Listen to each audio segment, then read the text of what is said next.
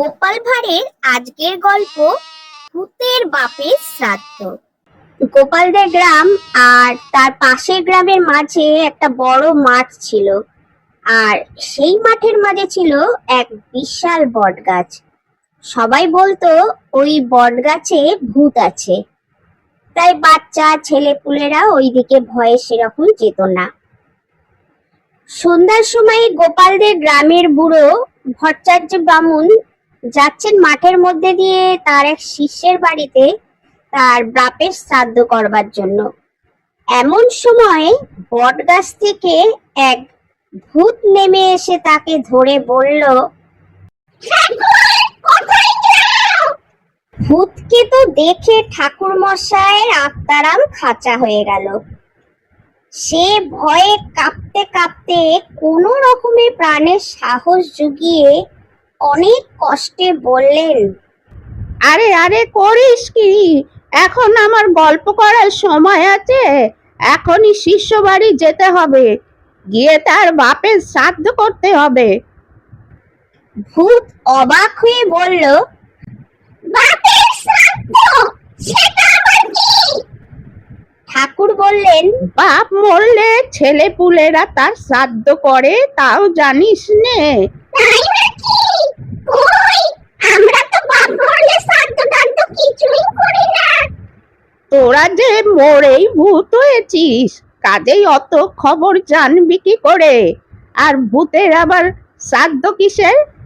শুনে ভূতের খুব রাগ হলো। এত বড় কথা, তোমাকে এক্ষুনি গলা টিপে শেষ করে দেব, জানো? বলে লম্বা হাত বাড়িয়ে পুরুত ঠাকুরের গলা টিপে ধরলো। ওরে ছেড়ে দে আমাকে, আমার ঘাট হয়েছে, আর বলবো না। হ্যাঁ হ্যাঁ, তোদেরও শ্রাদ্ধ হয়, নিশ্চয়ই হয়। আসলে সে ভূতের খুব শখ হয়েছে যে সেও তার বাপে শ্রাদ্ধ করে। সে তখনই ব্রাহ্মণের পায়ে ধরে বলল, আজ তোমাকে আমার বাপের শ্রাদ্ধে পুরুতগিরি করতেই হবে, তা না করলে কিছুতেই ছাড়ছি না। ঠাকুর দেখলেন বেগতিক, ভূতের পাল্লায় পড়ে এখন উদ্ধার পাওয়া দায়। তিনি মুখে খুব উৎসাহ দেখিয়ে বললেন, বেশ তো, আমি পুরুতগিরি করব, কিন্তু শ্রাদ্ধ তো আর অমনি হয় না। দিনক্ষণ দেখতে হয়, নানা রকম আয়োজন করতে হয়। আমি আমার শিষ্যের বাড়ি শ্রাদ্ধ শেষ করে ফেরবার সময় কাল সকালে তোর বাপের শ্রাদ্ধটা করে দেব। এদিকে তুই সব শ্রাদ্ধের আয়োজন করতে থাক। এই বলে তিনি মস্ত ফর্দ করে দিয়ে বললেন, এই সমস্ত জিনিস জোগাড় করে রাখিস। ভূত বলল, বেশ কথা, আমরা এই মাঠে শ্রাদ্ধের সমস্ত আয়োজন ঠিক করে রাখবো, কিন্তু ঠাকুর সাবধান, যদি ফাঁকি দাও, ফিরবার সময় না আসো, তবে কিন্তু তোমার রেহাই নেই। এদিক দিয়ে গেলেই তোমার ঘাড় মোটকে রক্ত খাবো।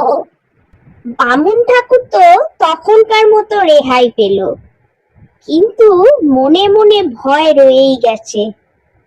ভয়ে শিষ্য বাড়ি গিয়ে ঠিক মতো মন্ত্র পর্যন্ত পড়তে পারছে না। গোপালও গেছে সে শ্রাদ্ধ বাড়িতে নিমন্ত্রিত হয়ে।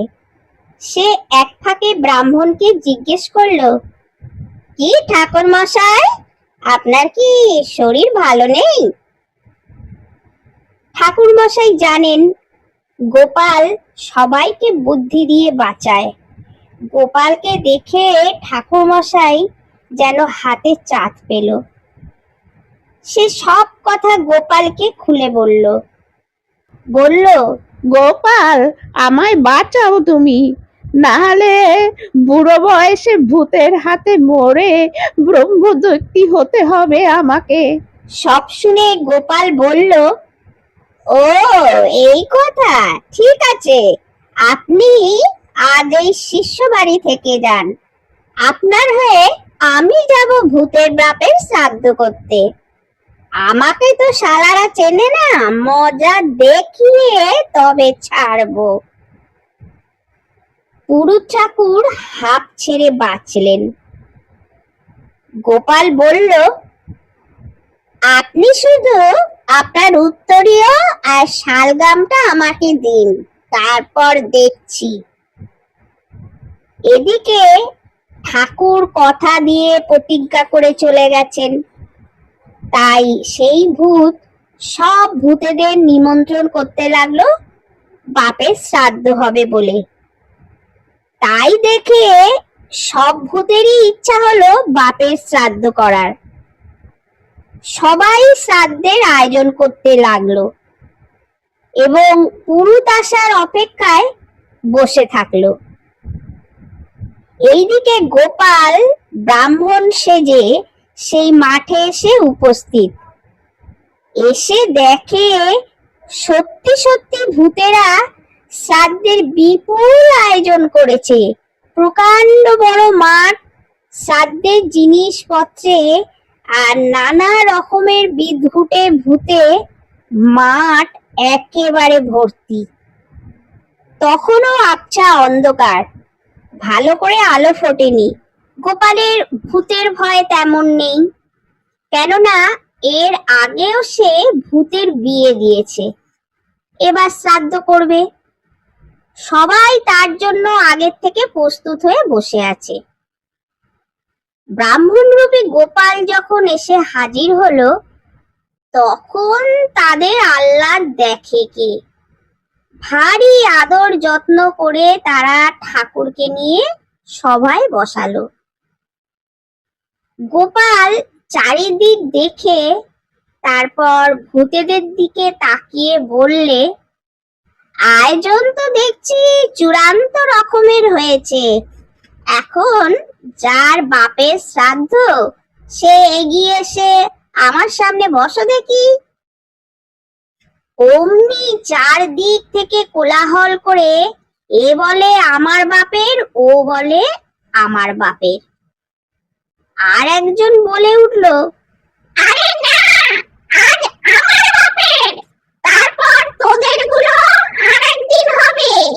সে যে কি ভীষণ কোলাহল, তার কি বলবো।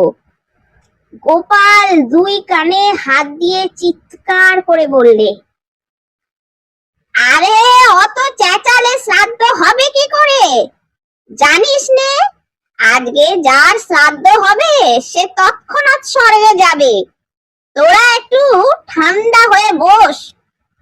একেবারে তো সকলের বাপের শ্রাদ্ধ হতে পারে না।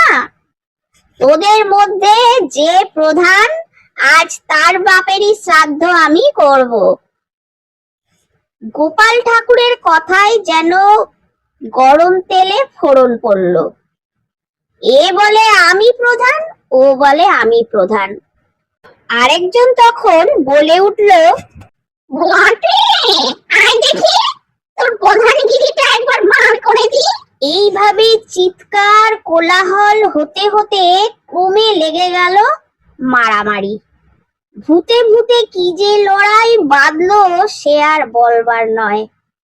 তখন সত্যি সত্যি ভূতের বাপের শ্রাদ্ধ হতে লাগলো। এদিকে বামুন রূপী গোপাল দেখলো আকাশ একটু একটু করে পরিষ্কার হতে শুরু করেছে। ভূতেরা মারামারি করতেই ব্যস্ত। সুযোগ বুঝে সে ঊর্ধ্বশ্বাসে ছুট লাগালো পিছন দিকে না তাকিয়ে। প্রাণপণে দৌড়াতে দৌড়াতে হাজির হলো একেবারে বাড়ির দরজায়। যাচ্ছে গোপাল